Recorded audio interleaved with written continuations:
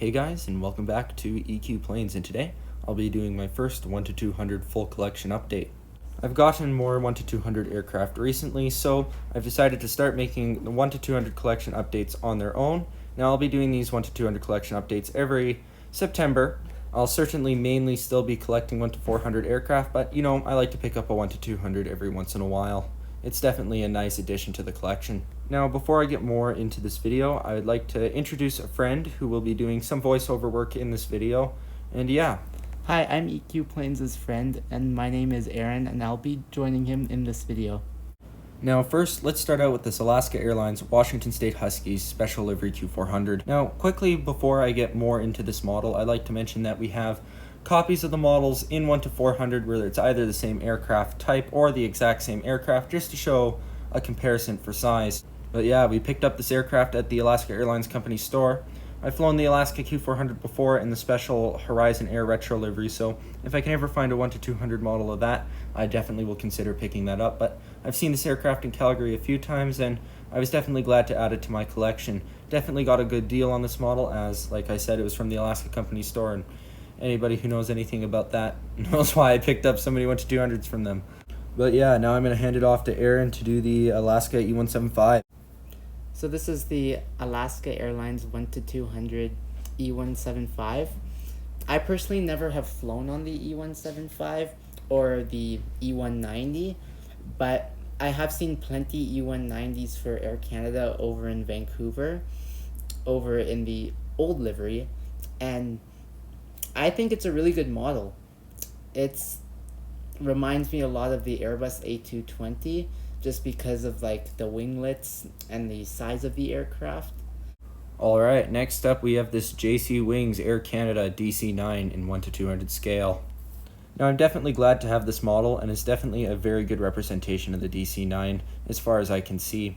Behind there you can see a DC9 in the KLM colors from Aero Classics, but as you can see with the DC9 being so small, it's hard to get all those details done in 1 to 400, so it's definitely a good looking aircraft. This is also my only Air Canada aircraft in this full kind of mid-90s Air Canada scheme. I have a transitional livery, Canadian Airlines 767-300ER, which you'll actually see later in the video, which has a very similar livery to this. But yeah, this is my only aircraft in that full Air Canada mid-95 retro livery. Now, the story behind this aircraft is, well, one day while I was changing, I keep a lot of my 1 to 200 aircrafts on my dresser, and I ended up knocking it off with my hand. And this is a model my brother actually had bought for himself, so we had to re-glue on a part of the horizontal stabilizer, and there was a little bit of scratching on the bottom, but other than that, the damage wasn't terrible. But yeah, definitely glad we were able to fix this aircraft, as it's definitely a great looking aircraft, and I'm certainly glad to have it in my collection. This is the 1 to 200 scale A320 for Canadian Airlines, and this aircraft, I think it's a really good mold. I like it. This aircraft actually went to Air Canada in the future, and this was also EQ Planes' first ever 1 to 200 scale model, so that means it's a very special one to him. I've flown on personally many A320s in the past for Air Canada, and do I remember half of them? No, but I do remember a lot of them, and I do remember the aircraft, and it's a classic in my mind. It will always be kind of my childhood aircraft. Okay, next up we have this Gemini Jets One World 737-900. Also picked this up at the Alaska Airlines employee shop. Now, originally when I had actually got on this aircraft and then the unboxing video for me, it only occurred to me after recording that video that I put the front landing gear on backwards, which was a pretty shameful mistake, I would say, but yeah, glad I resolved that on a personal level. So yeah, I definitely like Alaska's new livery, but I'm definitely going to miss their old livery. Was definitely a big fan of it. Very nostalgic aircraft. Would see a lot of them when I would visit Hawaii when I was younger. The old livery was recently completely painted over in 2022. But yeah, I think that this new One World livery also looks pretty fresh with the new livery combined, and definitely glad I picked this model up. So yeah, now we'll move on to Aaron, and he'll speak about the Canadian Airlines 767-300ER. So the next aircraft I will be talking about is the Canadian Airlines 767-300 extended range. This aircraft is it's very sentimental in my mind because that was the very first wide body I flew on for Air Canada.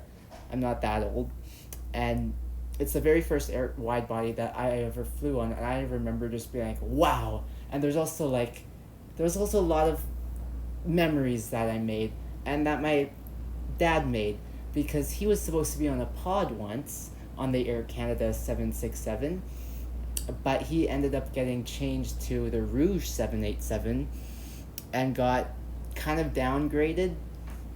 Not really downgraded, but from basically a pod to like a recliner seat, which is kind of a downgrader with no refund.